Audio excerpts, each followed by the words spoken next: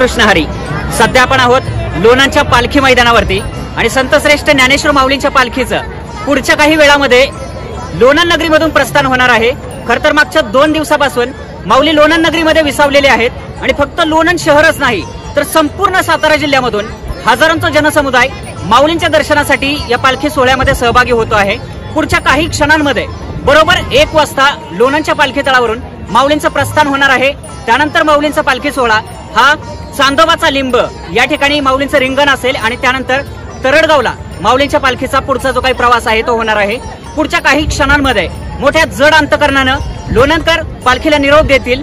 संतश्रेष्ठ ज्ञानेश्वर माऊलींच्या पालखीचं लोणंद शहरामधून प्रस्थान कशा पद्धतीनं होत आहे ते आपण पुढे पाहूया.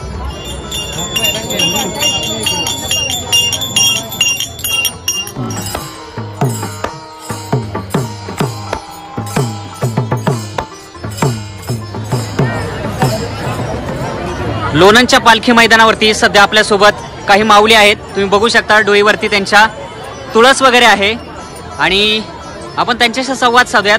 माऊली रामकृष्ण हरी. रामकृष्ण हरी. कुठून आला तुम्ही? आम्ही राहटीहून आलो. परभणी जिल्ह्यातून. परभणी जिल्ह्यात. आणि तुम्ही ही पायीवारी करताय? गेल्या किती वर्षापासून ही पायीवारी करताय? 5 वर्षापासून. गेल्या 5 वर्षापासून. खर तर आळंदी पासून पंढरपूर पर्यंत शेकडो किलोमीटरचा प्रवास असतो. हा प्रवास चालत आपण करत असतो. पण मला तुम्हाला असं विचारायचं की या सोहळ्यामध्ये एवढा लांब पर्यंतचा प्रवास करत आपण पांडुरंगाच्या भेटीसाठी जायचो. ही वारी करून नक्की मिळतं काय तुम्हाला? आम्हाला लई आनंद वाटतोय. आमच्या मनातून एवढा आनंद वाटतोय किती सांगू मी सांगू कोणाला ना. आज आनंदी आनंद झाला. एवढा आनंद वाटतोय. आम्हाला वाटतंय कवा जाऊन पांडुरंगाचा कवा कवा. माऊली तुम्ही किती वर्षापासून वारी करता? माझे 3रं वर्ष आहे. 3रं वर्ष. तुम्ही बघू शकता परभणीवरून आलेले हे सगळे माऊली आहेत. त्यांची ही दिंडी आहे आणि माऊलींच्या सोबत आता पांडुरंगाच्या दर्शनासाठी ते पंढरपूरच्या दिशेनं प्रस्थान करतायत.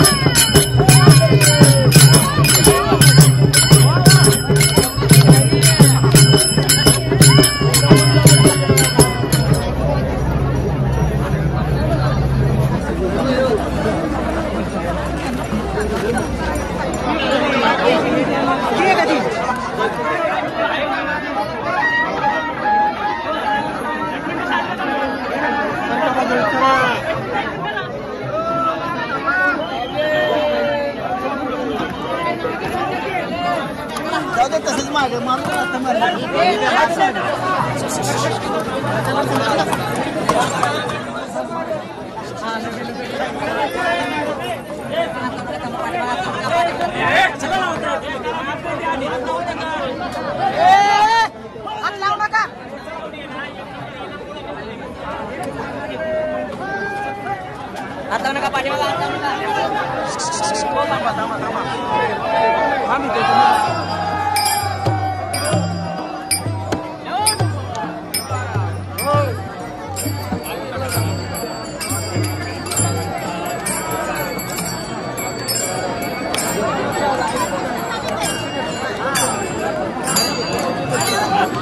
Thank you.